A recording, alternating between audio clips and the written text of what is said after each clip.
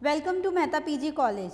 तो हमारा स्पेक्ट्रोस्कोपी का नेक्स्ट टॉपिक आज हम पढ़ने वाले हैं, ठीक है। रमन स्पेक्ट्रोस्कोपी पढ़ रहे हैं एंड उसका आज जो पढ़ेंगे बहुत ही इंपॉर्टेंट टॉपिक है और मोस्ट प्रोबेबली चांसेस है कि हमारे यूनिवर्सिटी के एग्जाम्स में वो आ भी सकता है, ठीक है। बहुत ही इंपॉर्टेंट चांसेस रहते हैं उसके। तो देखो क्या है टॉपिक का नाम, कार्स। अब तुम लोग सोचोगे मैम कार तो नहीं है, नहीं कार नहीं है, ठीक है। इसकी अगर हम पूरी फुल फॉर्म की बात करें तो ये होती है हमारी coherent anti stock Raman spectroscopy, ठीक है। Coherent Raman anti stock Raman spectroscopy. अब सबसे पहली बात तो ये है कि इस टॉपिक को पढ़ना क्यों है, क्यों हमने इसका नाम एंटी स्टॉक दिया है ना।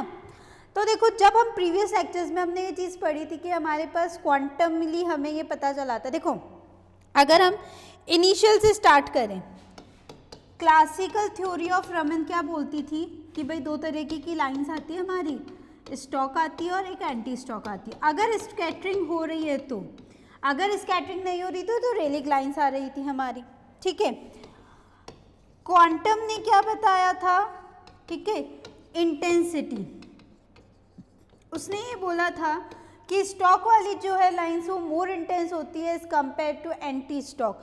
क्यों रीज़न था, रीज़न यही था ना इसका कि जो हमारे मॉलिक्यूल्स होते हैं वो ग्राउंड स्टेट के अंदर ज़्यादा प्रेजेंट रहता है as compare to excited state. इस वजह से जो था वो हमारी स्टॉक जो थी वो मोर इंटेंस आई थी हमारे एंटी स्टॉक के कंपैरिजन में, ठीक है। अब हमें चाहिए था एंटी स्टॉक का डेटा, ठीक है, कि भाई एंटी स्टॉक का डेटा भी हमें मिल सके। अगर हम इंटेंसिटी चेक करें, ठीक है, अगर हम इनकी रिलेटिव इंटेंसिटी की बात करें, देखो रिलेटिव इंटेंसिटी की अगर बात करते तो 1⁻⁻³ रेशियो 10⁻⁻6 आती है। 1 अगर हम रेलिक लाइंस को मान के चल रहे हैं कि 1 हमारी रेलिक लाइन की इंटेंसिटी है तो 10⁻³ जो इंटेंसिटी आती थी वो स्टॉक की आती है और 10⁻6 जो आती है वो हमारी एंटी स्टॉक की आती है, ठीक है। दो हो गए अब हमारे। अब हमने ये बोला कि भाई एंटी स्टॉक की जो इंटेंसिटी है वो कम है, हमें उसको क्या करना था, थोड़ा इंटेंस फॉर्म के अंदर लेकर आना था। इसीलिए हमने क्या इंट्रोड्यूस्ड किया, हमने कार्स को इंट्रोड्यूस्ड किया। कार्स का नाम क्या है, सबसे पहले तो देखो कोहेरेंट, ठीक है। तो अगर देखो सबसे पहले तो अगर डेफिनेशन पूछी जाए कि कार्स क्या होती है तो कार्स होता ही ये है कि जो हमारी नॉर्मल रमन स्कैटरिंग थी उसके अंदर जो इंटेंसिटी हमें प्रोवाइड की गई थी एंटी स्टॉक की वो लेस थी and to enhance that intensity of anti Stokes we use the CARS spectroscopy. हमने कार्स का इस्तेमाल किया, ठीक है। ये तो हो गई अब हमारी सारी बातें। तो अगर हम इसको देखो ढंग से प्रॉपर वे के अंदर लिखते हैं तो सबसे पहले तो हम ये लिखेंगे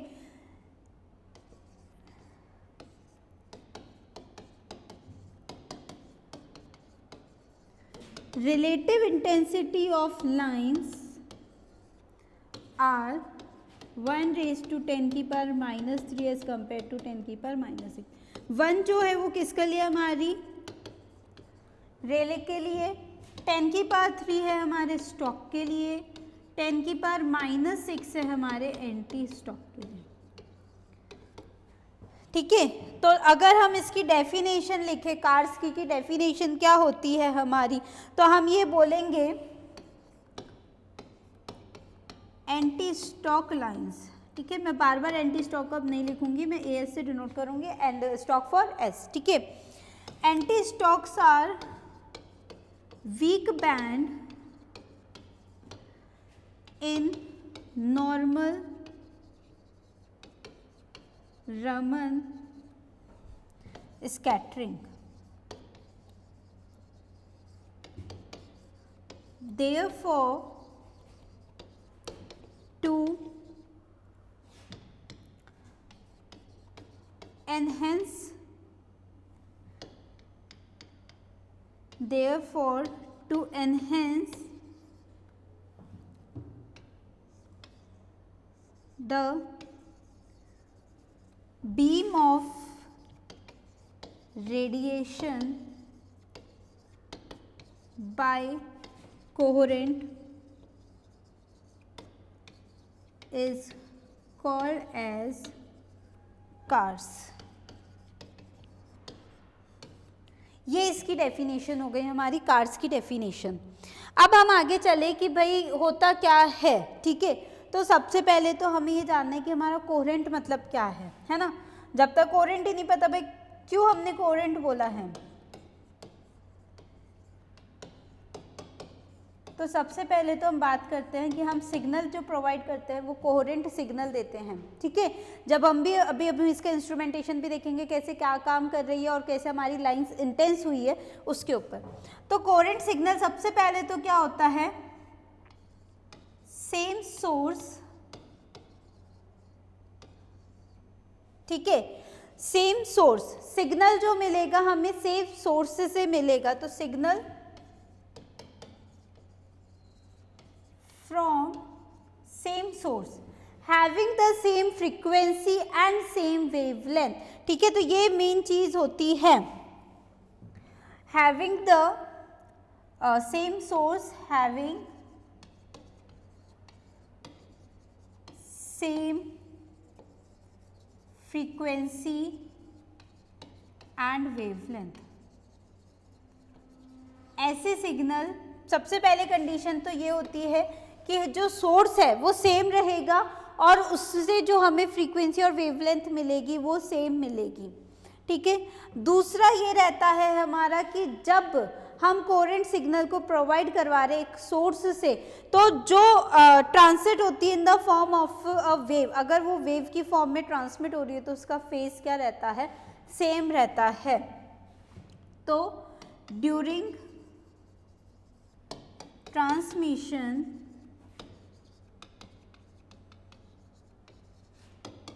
in the form of wave it have same phase। अब फेज का मतलब सेम कैसे है, देखो जब हम बात करें इस तरीके से वेव होती है हमारी और वेव जो है वो हमारी इस तरीके से ट्रैवल करती है, हम बोलते हैं क्रेस्ट और इसको बोलते हैं ट्राफ, ठीक है। क्रेस्ट एंड ट्राफ की फॉर्म के अंदर हमारी जाती है। तो अगर ये इधर यहाँ पे एक जो है वो पाई एंगल के ऊपर बनी है तो ट्राफ भी जो होगा वो कितने पे जाएगा, इसका 2 पाई के ऊपर। सेम अगर हम दूसरी बनाएंगे वेव तो वो भी हमारा 2 पाई से हमारा जो है वो सेम उसी तरीके से आगे बढ़ेगा। तो जो चेंज आता जाएगा पाई, 2 पाई, 3 पाई, 4 पाई, इस तरीके से जो चेंज आएगा, मतलब चेंज कितने का आना है, हमारे 1 पाई का चेंज आएगा। अगर जिस भी सेम फेज के ऊपर वो जा रही फिर चाहे से वो π/2 हो तो फिर आगे चेंज π/2 का जाता रहेगा। इस तरीके के सिग्नल्स को हम कोहेरेंट सिग्नल्स की डेफिनेशन देते हैं, ठीक है। तो ये तो हो गई हमारे दो चीज़ें कि इन द फॉर्म ऑफ, ठीक है, दो चीज़ें हो गई कि सबसे पहले तो हमने कोहेरेंट सिग्नल के बारे में जान लिया कि कोहेरेंट सिग्नल होता क्या है, कि सबसे पहले तो एक ही सोर्स होना चाहिए, कोई अलग अलग सोर्स नहीं चाहिए हमें, ठीक है। सेम सोर्स के ऊपर ही हमारा जो है वो काम करेगा। दूसरी अगर बात करें कि कोहेरेंट सिग्नल जो होते हैं उनकी जो बीम होती है वो कॉलीमेटेड बीम होती है। कैसी बीम मिलेगी हमें, कॉलीमेटेड बीम। अब ये पूछोगे कि मैम कॉलीमेटेड क्या होता है ना भाई, कॉलीमेटेड बीम का मतलब क्या, बीम तो हमने नॉर्मली पढ़ी है कि रेडिएशंस की फॉर्म में हमारी लाइट निकलती है। अगर जनरली याद हो रमन स्कैटरिंग, तो रमन में हम बात करते थे कि हमने कोई भी सैंपल के ऊपर हमने बीम डाली एंड हमारी जो है वो वेरियस डायरेक्शंस के अंदर रेडिएशंस क्या होती हैं, स्कैटर्ड होती हैं, ठीक है। ये इसको बोलते थे हम normal scattering. But when we use coherent signal, in that we use collimated beam, then it means that कि अगर तुमने किसी भी सैंपल के ऊपर ये बीम डाली है तो वो जो बीम निकलेंगी वो हमारी एक इस तरीके से पैरेलल लाइंस के अंदर निकलेंगी, वो स्कैटर्ड नहीं होती है, वो हमें इस तरीके से एक पैरेलल स्पेक्ट्रा के फॉर्म के अंदर हमारी वेव्स जो है वो निकलती हैं। हमें जो भी स्पेक्ट्रा यहाँ पे मिलेगा वो इस तरीके से हमारी वेव्स ट्रैवल करेंगी। इसीलिए हमने क्या बोला था, same source having same frequency, मतलब अगर इससे निकलेंगी तो इन सारी की फ्रीक्वेंसी क्या जाएगी, हमारी सेम जाएगी। जबकि स्कैटरिंग में क्या बोल रहे थे, एक ऐसे जा रही थी तो एक ही तो सेम फ्रीक्वेंसी मिल रही थी, कुछ कम मिलती थी कुछ ज़्यादा मिलती थी हमें, यही बोला था ना, स्टॉक एंटी स्टॉक। लेकिन कार्स ने जब हमें यूज़ किया तो हमने ये बोला कि हमने उसके ऊपर ऐसी कोहेरेंट सिग्नल प्रोवाइड किया जो हमें सेम फ्रीक्वेंसी की वेवलेंथ को दे। तो कोहेरेंट बोल सकते हैं और कोहेरेंट का कॉलीमेटेड बीम से हम उसको रिलेट कर सकते हैं। तो मेन हमारा ये फैक्टर हो गया। तो ये मैं बात करूँगी, ये रमन की हो गई और ये आ गई हमारी कार्स की। ठीक है, अब देखो अब क्या चीज़ है, अब हमें ये पढ़ना है कि कैसे हमारी एंटी स्टॉक लाइंस को हम इंटेंस बना सकते हैं। सब कुछ बेसिक पढ़ लिया कार्स का कि क्या रिलेशन है, किस तरीके से काम करती है, किस फ्रीक्वेंसी पे काम करेगी। ठीक है, कॉलीमेटेड बीम है, कोहेरेंट सिग्नल है। कार्स का फंक्शन क्या है, एंटी स्टॉक लाइंस को इंटेंस बैंड हमें प्रोवाइड करवाना। ठीक है, तो आते हैं अब इसका इंस्ट्रूमेंटेशन वाले पार्ट के ऊपर। ठीक है,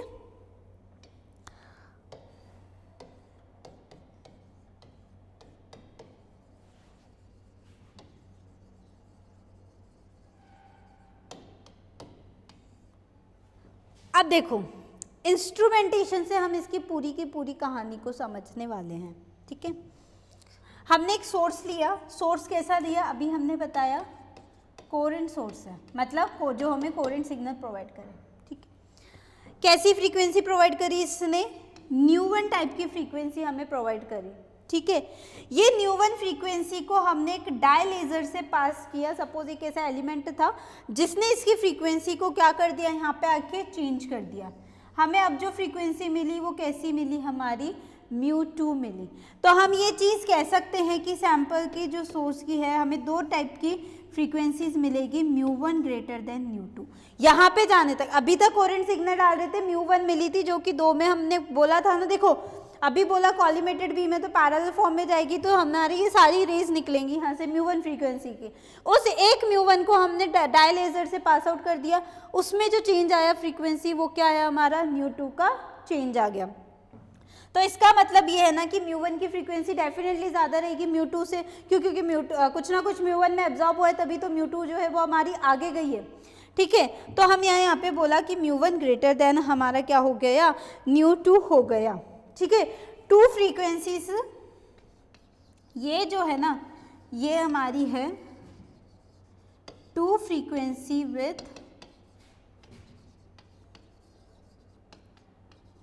हाई इंटेंसिटी।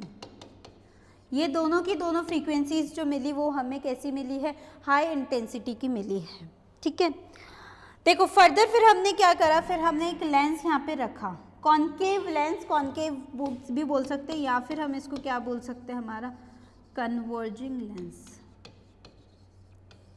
ठीक है, कन्वर्जिंग लेंस, कन्वर्जिंग का मतलब है कि जो रेज हमारी आ रही है उनको, जैसे ये बहुत सारी जा रही है यहाँ के, क्या हो जाए, कन्वर्ज हो जाए। तो इस तरीके से हमने बात करी कि हमारा ये कॉन्केव लेंस था, यहाँ पे ये जो सैंपल था हमने जिस भी सैंपल की हमें स्टडी करनी है वो सैंपल इसमें रख दिया। अब सारी की सारी जो बीम्स आ रही है μ1 और μ2 हमने दोनों को दोनों सैंपल के ऊपर कन्वर्ज करवा दी। देन उसके बाद हमने एक और लेंस यहाँ पे प्रोवाइड करा ताकि हमारा थोड़ा सा स्प्लिटिंग हो जाए, यहाँ से रेडिएशंस को निकाला यहाँ से, और रेडिएशंस को निकालने के बाद हमने एक कैसा लगा दिया, यहाँ पे फिल्टर का काम करा। ठीक है, जैसे ही तुम यहाँ पे फिल्टर लगाओगे है ना, तो फिल्टर क्या करेगी, एक नई फ्रीक्वेंसी को प्रोड्यूस करती है और वो फ्रीक्वेंसी कौन सी हो जाएगी, हमारी μ3 फ्रीक्वेंसी हो जाएगी। ठीक है, अब मैम हमने इतनी बात तो कर ली कि हमारी μ3 हो गई, बट इंटेंस कैसे हुई लाइट्स, यही आएगा ना मेन चीज़। तो हमें ये देखना है कि लाइट इंटेंस कैसे हुई है। तो लाइट देखो कैसे इंटेंस हुई, आफ्टर फिल्टर। ठीक है, जैसे ही हमने फिल्टर का काम किया है ना, फिल्टर के बाद हमें एक लो इंटेंसिटी की वेव फ्रीक्वेंसी मिली है, low intensity frequency μ3 is produced. हमने अभी यही बोला था कि हमें μ3 की जो है वो फ्रीक्वेंसी मिल गई। अब देखो इस μ3 को अगर हम बात करें तो μ3 क्या है हमारी, μ1 माइनस μ2। भाई ये तो है ना हमारी चीज़ कि हमारी μ1 है μ2 है, उसी से कुछ आई होगी। अब साथ ही साथ देखो μ1 तो डबल है ना μ2 के, तो हम μ2 को सेम नहीं कर सकते। अगर हम सेम नहीं कर सकते इसको, तो आगे हम क्या लगा दें इसकी कि ये जो है ये ट्वाइस ऑफ μ1 है। मतलब ये कि जो न्यू2 है वो सपोज ट्वाइस ऑफ न्यू1 है, कि दो न्यू1 कि न्यू2 जो मिली है वो दो न्यू1 के कॉम्बिनेशन से हमें मिली है। ठीक है, अब हमने ये बोला क्योंकि कमी आ रही थी ना, देखो सीधी सी बात ये है कि जब µ2 आया ना तो µ2 क्या आ रहा था, हमारा कमी आ रहा था। तो उस कमी को पूरा करने के लिए सॉरी ये चीज़ मैंने गलत लिखी थी यहाँ पे, ये ऐसे आ जाएगा कि जो हमारी µ1 है वो ट्वाइस ऑफ µ2 के बराबर है ना। वह एक µ1 जो बना रही है वो हमारी ट्वाइस µ2 को बना रहा है ना, ट्वाइस µ2 हमसे इससे बन रही है। तो हमने यही चीज़ इस तरह फॉर्म में लिख दी कि अगर जो ट्वाइस µ1 है और माइनस µ2 करोगे तो क्या मिलेगा हमें, µ3 का डेटा हमें मिलेगा। ठीक है, अब µ3 का जो डेटा हमें मिला, अब हमने ये बोला कि चलो एक और चीज़ अब हम करके देख लेते हैं। Now fixed µ1 and varies µ2। हमने ये बोला कि चलो अब µ1 को हम फिक्स कर लेते क्योंकि µ1 की फ्रीक्वेंसी तो हमें वैसे भी पता है। हमारा जो चेंज आ रहा है ना, देखो हमने यहाँ पे बात की कि µ1 जो आ रही है वो फ्रीक्वेंसी हमें पता है, µ2 हमें नहीं पता क्योंकि नई फ्रीक्वेंसी इस्तेमाल हुई थी, सेम एज दैट तो हमारी µ3 तो हमें नहीं पता है यहाँ पे। ठीक है, हमने ये बोला कि हम µ1 को तो क्या कर रहे हैं, फिक्स कर रहे हैं और µ2 को वेरी कर रहे हैं। अगर ऐसी चीज़ है तो हम µ1 माइनस µ2 करोगे तो एक नई इंटेंसिटी की फ्रीक्वेंसी तुम्हें यहाँ पे मिलेगी, मिलेगी नहीं मिलेगी, मिलेगी। हमने उसको नाम दे दिया µA। ठीक है, हमें नहीं पता, हमने µ3 डिनोट नहीं किया अभी हमने क्या बोला कि हम वेरी वेरी चेंज करते गए तो हमें µ2 से ये मिलेगी। सपोज अब मैंने इसको 9 माना, मैंने इसको बोल दिया 2 है तो ये कितनी आ जाएगी, 7 आ जाएगी। मैंने सपोज इसको 3 मान लिया, ये मुझे 6 मिल जाएगी। तो इस तरीके से हमारी अलग अलग अलग अलग अलग अलग फ्रीक्वेंसीज हमें यहाँ पे मिल जाएंगी।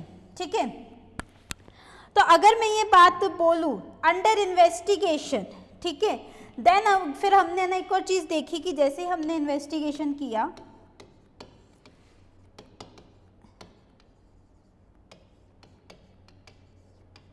अब देखो अंडर इन्वेस्टिगेशन हमें ये पता है कि जो हमारी µ3 है, अभी मैंने लिखा है लो इंटेंसिटी के, और हमें ये भी पता है कि एंटी स्टॉक लो इंटेंसिटी की होती है।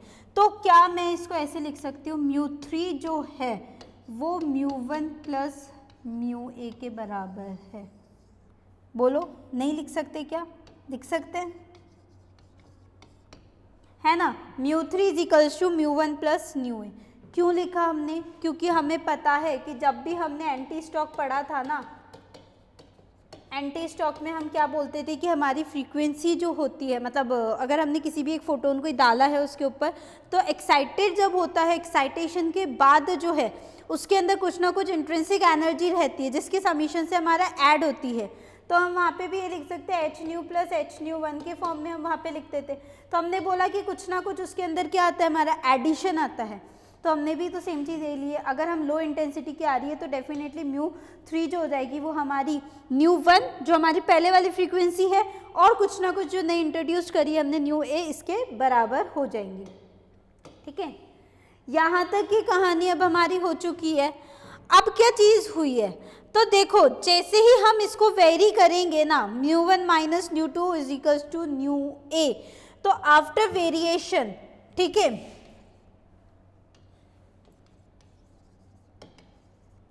आफ्टर वेरिएशन इन µ2 फ्रीक्वेंसी, ठीक है, अगर हमने µ2 के अंदर वेरिएशंस करा तो हमें ये बहुत सारी फ्रीक्वेंसीज मिलेगी, µA2, µA3 and so on. इस तरीके से हमारी बहुत सारी फ्रीक्वेंसीज जो है वो हमें मिलेंगी। तो इसका मतलब ये है कि ये हमारी बहुत ही लो इंटेंसिटी की थी, लो इंटेंसिटी फ्रीक्वेंसी। ठीक है, लो इंटेंसिटी जो है हमारी फ्रीक्वेंसी की हो जाएगी।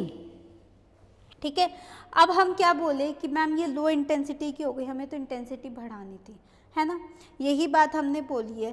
तो अब मुझे एक बात बताओ, अगर लो इंटेंसिटी की है तो µ1 minus µ2 is equals to A की कंडीशन को ये फुलफिल कर रही है ना। ठीक है, फुलफिल करके ही तो हमारी ये सच के कंडीशंस जो है ना वो आई हैं। ठीक है, बाद में हमने क्या करा कि जो हमारी इतनी सारी इन फ्रीक्वेंसीज आई है ना, हमने इसको सबका वीक बैंड था, इन वीक बैंड को मिला के हमने एक दूसरे के ऊपर सुपर इम्पोज का मतलब क्या होता है कि अगर मेरा ये हाथ है तो एक के जैसे एक, तो ये मैंने एक के ऊपर एक लिया, एक के ऊपर एक लिया है ना, इस तरीके से मैंने इनको बैंड्स का फॉर्म कर दिया। मेरे पास बहुत सारी है, मैंने सिर्फ वेरिएशन क्रिएट करा न्यू2 के अंदर, तो मुझे बहुत सारी वीक बैंड्स का एक स्पेक्ट्रा मिलेगा। उस एक स्पेक्ट्रा को मैं पूरा सुपर इम्पोज करा दूँ तो हमें एक इंटेंस्ड बैंड का फॉर्मेशन होता है, और वो इंटेंस बैंड किसकी होगी, एंटी स्टॉक की, क्योंकि ये सारी लो फ्रीक्वेंसी डेटा थे ना, तो लो फ्रीक्वेंसी बना के एक इंटेंस डेटा दे रहे हैं, और वो किसका दे रहे हैं, हमें कार्स का स्पेक्ट्रम हमें मिलता है। तो हैंस, ठीक है, hence CARS spectrum consist of intense band cross bonding to Raman active which is possible due to the superimposed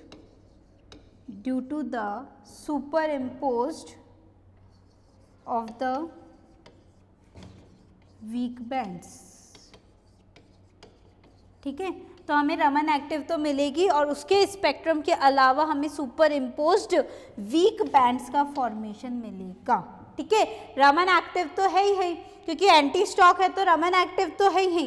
Raman active के साथ साथ ही हमें जो डेटा मिलना है वो हमारे वीक बैंड्स को हमने सुपर इम्पोज कर दिया। सुपर इम्पोज करने के बाद जो अब हमें डेटा मिलेगा वो हमारी बहुत ज़्यादा हमारी इंटेंस फॉर्म के अंदर हमें मिलती है।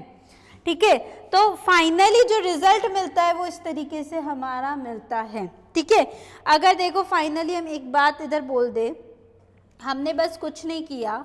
ठीक है, हमने क्या करा, हमने यहाँ से न्यू1 डाला, न्यू1 को चेंज किया न्यू2 के अंदर, न्यू2 से फिल्टर लगा दिया यहाँ तक न्यू3 तक हमने। ठीक है, न्यू3 जो आएगी वो लो इंटेंसिटी की आएगी, क्योंकि न्यू1 न्यू2 पहले एब्जॉर्ब हो जाएंगे, एंड जो लास्ट तक मिलेगी वो हमें बहुत लो फ्रीक्वेंसी की वेव्स मिलने वाली हैं।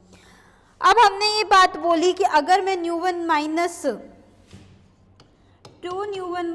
न्यू2 करूँ, ये किसके बराबर है, हमारी न्यू3 के बराबर।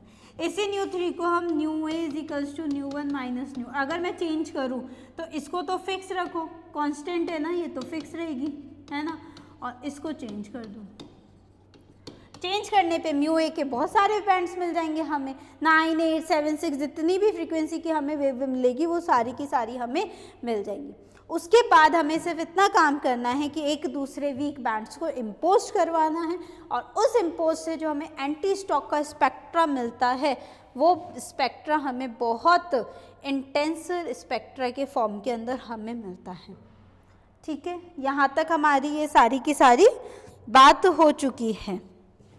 ठीक है, आगे अगर हम चले इसमें तो आगे देखो एक और लाइन आती है हमारी, cars are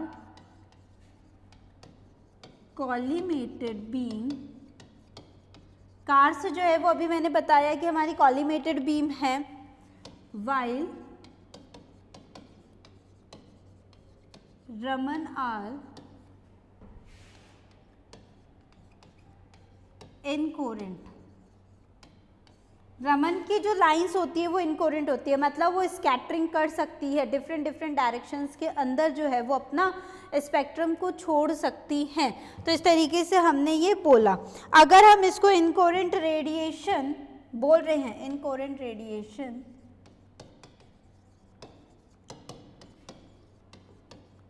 then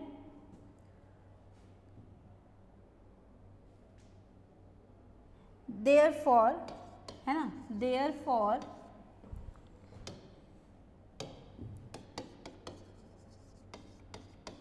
fluorescence and thermal radiation from hot samples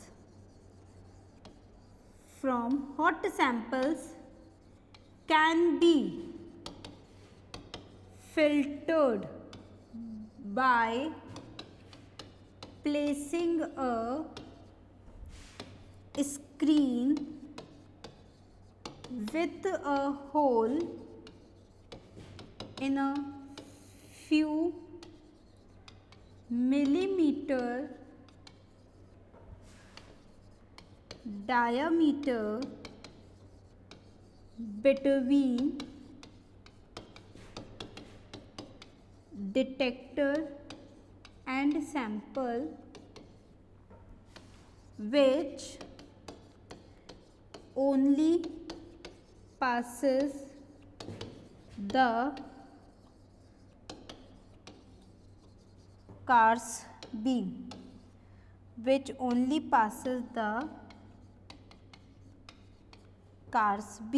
ठीक है मैम, इतना सब कुछ लिख दिया। लिखा क्या है? देखो लिखा कुछ नहीं है, हमने ये बोला कि कार्स जो होती है वो हमारी कॉलीमेटेड बीम होती है। कॉलीमेटेड अभी मैंने बताया था कि इस तरीके से हमारे पैरेलली में मिलेगी, विथ सेम फ्रीक्वेंसी हमें मिलती हैं।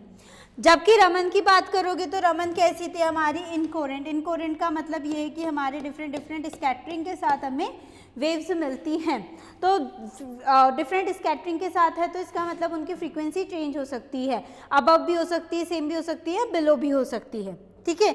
इसके कारण क्या हुआ कि जो हमारा फ्लोरोसेंस होता है और थर्मल रेडिएशंस की जो होती है, अगर वो हॉट सैंपल मतलब हमारा सैंपल जो है वो गर्म है, उसको अगर हम फिल्टर्ड करते हैं बाय प्लेसिंग अ स्क्रीन, ठीक है, हमने उसको फिल्टर्ड करा, हमारा जो हॉट सैंपल था उसमें से हमने फ्लोरोसेंस और थर्मल रेडिएशंस की बीम निकाली, ठीक है, तब फ्लोरोसेंस और थर्मल रेडिएशन की बीम निकाली हॉट सैंपल से।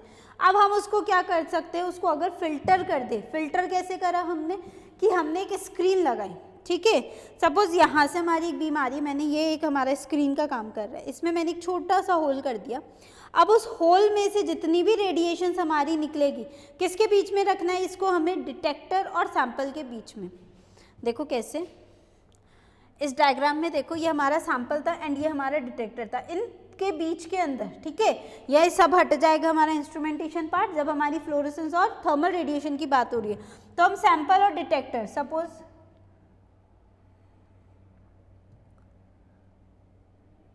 है ना, अगर एक मिनट इसकी बात करें, देखो ये हमारा सैंपल है सपोज, ठीक है, इसके बीच में मैंने एक छोटी सी स्क्रीन को है ना प्लेस कर दी। ये मैं सपोज करो एक स्क्रीन बनी हुई है मेरी और इसमें एक होल बन रखा है और आगे मैंने क्या लगा दिया? डिटेक्टर लगा दिया, ठीक है। मैंने ये बोला मेरी यहाँ से जो आ रही है वो फ्लोरोसेंस आ रही है और क्या आ रहा है? हमारा थर्मल रेडिएशन आ रहा है, ठीक है। फ्लोरोसेंस और थर्मल रेडिएशंस से अब मैंने इसको हॉट सैंपल के ऊपर मेरा डाला, इसको मैंने फिल्टर कर दिया। फिल्टर कैसे किया? स्क्रीन लगा दिया। अब स्क्रीन से जो निकलेगी रेडिएशंस वो इस डिटेक्टर के ऊपर जाएगी, ठीक है। तो ये काम अब जो है ना, ये फिल्टर जो स्क्रीन करेगी ना, ये काम के लिए हमने ये बोला कि with a hole in a few meter diameter detector and sample, जो कि केवल क्या निकालेगी? कार्स बीम निकालेंगी। मतलब अभी तक हमारी fluorescence and thermal radiation different frequencies की थी, है ना, लेकिन अब जो मिलेगी वो हमें केवल और केवल कार्ड्स की ही बीम मिलेगी। कार्ड्स की बीम का मतलब है कॉलीमेटेड बीम। अगर तुमने यहाँ पे होल लगा दिया तो केवल एक तरह की फ्रीक्वेंसी की वेव्स मिलेगी तुम्हें और वो मिलेगी तुम्हारी कॉलीमेटेड बीम की। तो इसका मतलब इतना सा ही है हमारा कि रमन इनकोरेंट थी, इसीलिए ये चीज़ नहीं हो रही थी थर्मल और फ्लोरोसेंस के केस के अंदर। लेकिन अगर हम कार्स के केस में इस चीज़ को करना चाहें तो कार्स में यही है कि हमें तो एक ही तरीके की बीम चाहिए, वो बीम हमें ये प्रोवाइड करवाता है, ठीक है। तो ये थी हमारी पूरी की पूरी इसकी कहानी। अब हम कुछ पढ़ लेते हैं इसके एडवांटेजेस, है ना, काम आ ही जाते हैं। देखो एक चीज़ बोल देती हूँ, ठीक है, नोट्स के लिए, रिटन हैंडराइटन नोट्स के लिए, ठीक है, हैंडमेड, उनके लिए तो मेहता पीजी की वेबसाइट के ऊपर जा सकते हो, मेहता पीजी कॉलेज की वेबसाइट के ऊपर, और वहाँ के नोट सेक्शन में जाके MSc प्री के नाम से डालोगे स्पेक्ट्रोस्कोपी केमिस्ट्री में, तो तुम्हें ये सारे के सारे जो है PDF फॉर्म के अंदर नोट्स अवेलेबल हो जाएंगे। ठीक है, देखो इतना कंटेंट यहाँ पे नहीं लिखा जा सकता, यहाँ कोशिश होती है समझाने की, फिर भी जितना होता है उतना रिटर्न में आ जाता है। ठीक है, बट एक सिस्टमैटिक वे से अगर लिखने वाला कंटेंट चाहिए हमें, तो उसके लिए हम मेहता PG की वेबसाइट को ऊपर जा सकते हैं, है ना। अब बात करते हैं हमारे एडवांटेजेस की। एडवांटेजेस क्या है? सबसे पहला एडवांटेजेस तो ये कहता है कि जो हमारा मैग्नीट्यूड हमें रमन प्रोवाइड करवाता था, ठीक है, उसके मैग्नीट्यूड जो था, ऑर्डर ऑफ मैग्नीट्यूड जो है ना,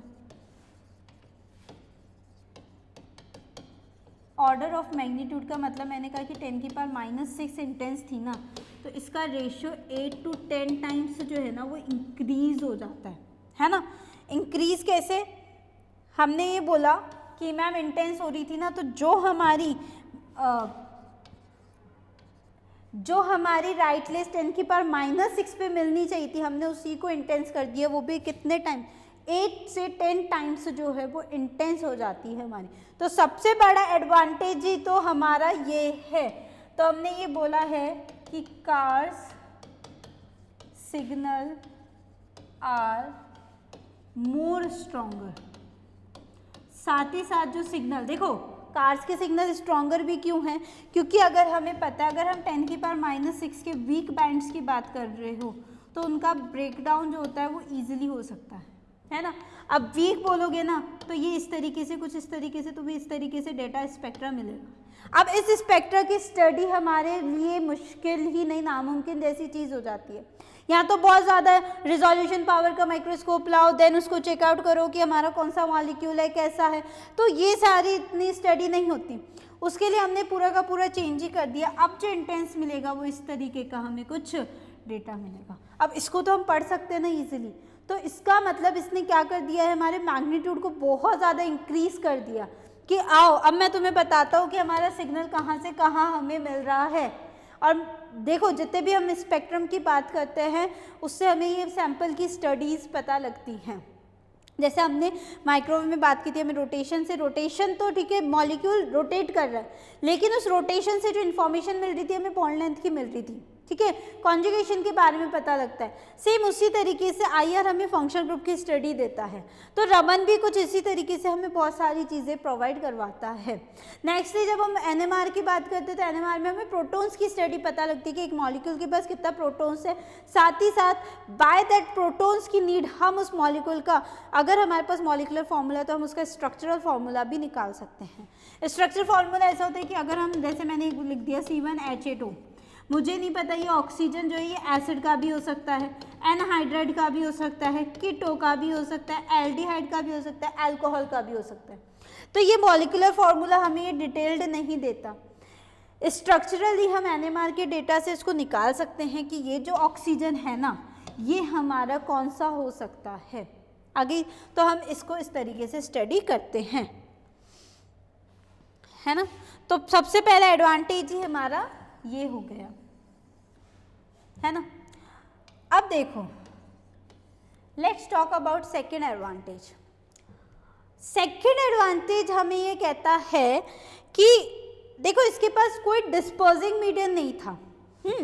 डिस्पोजिंग मीडियम का मतलब है कि अगर जैसे मैं आपसे बात करती हूँ कि हमारा ये होता है एक प्रिज्म होता है, उसके ऊपर मैं एक वाइट लाइट डालूँ, है ना, वाइट लाइट से डिफरेंट हमें स्पेक्ट्रम मिलते हैं, विबग्योर जिसे हम कहते हैं। इसका मतलब यहाँ पे कहीं ना कहीं हमारा क्या फिनोमिनन हुआ है, डिस्पर्जन फिनोमिनन हुआ है ना, कि मतलब हमारी जो लाइट रेज है वो स्कैटर्ड फॉर्म में डिस्पर्ज हो चुकी है।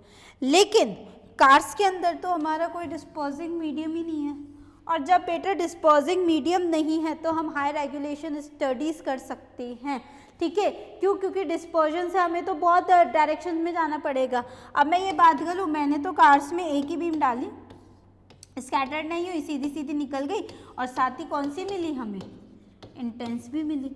तो क्या मैं इसका हाई रेजोल्यूशन स्टडी नहीं कर सकती, मैं इसका एनालिसिस नहीं कर सकती? कर सकते हैं। तो ऐसे एनालिसिस हमारे बायोलॉजिकल हमारी स्टडीज़ के अंदर बहुत काम आते हैं। बायोलॉजिकल सैंपल्स की स्टडी करने के लिए हम इसकी यूज़ कर सकते हैं, है ना।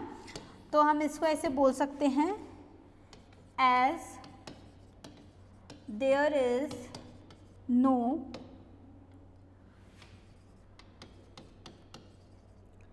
डिस्पर्सिंग मीडियम, ठीक है, as there is no dispersing medium, we can, due to cars,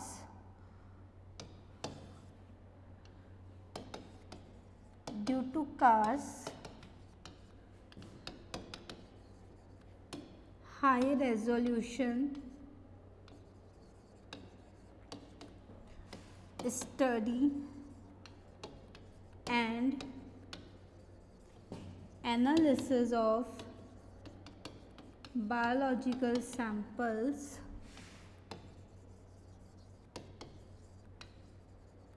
can be possible, ठीक है। तो हम उससे क्या कर सकते हैं, हमारा एनालिसिस भी कर सकते हैं और बायोलॉजिकल सैंपल्स की स्टडी भी कर सकते हैं। थर्ड की बात करें अगर हम,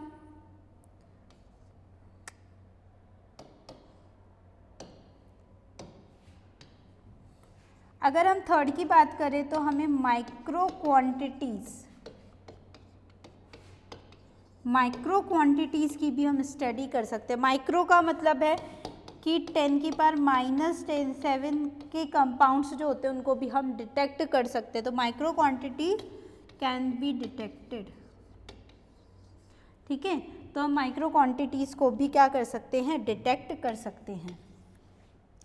फोर्थ अगर हम बात करें तो हम बोलते हैं कि रमन स्कैटरिंग जो होती है ना, रमन स्कैटरिंग को कंपीट करके हमारा कार्स की हमें ट्रांजिशंस अवेलेबल होते हैं।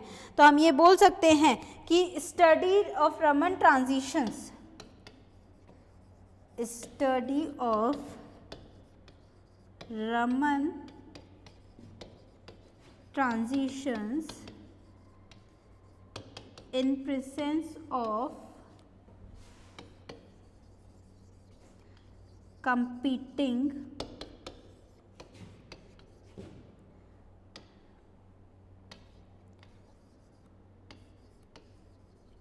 incoherent background radiations। हम रमन के ट्रांजिशंस को भी पढ़ सकते हैं, ठीक है। रमन के ट्रांजिशंस कौन कौन से थे, स्टॉक, रेलिंग, एंटी स्टॉक, इन तीनों की स्टडी भी पॉसिबल है। लेकिन क्या होना चाहिए, इनकोरेंट के बैकग्राउंड में भी पढ़ा जा सकता है। इनकोरेंट का मतलब क्या है, जो स्कैटर्ड बीम की फॉर्म में हमें प्रेजेंट हो, तो उस फॉर्म के अंदर भी हम उन चीज़ों को देख सकते हैं कार्ड्स के बिहाफ पे।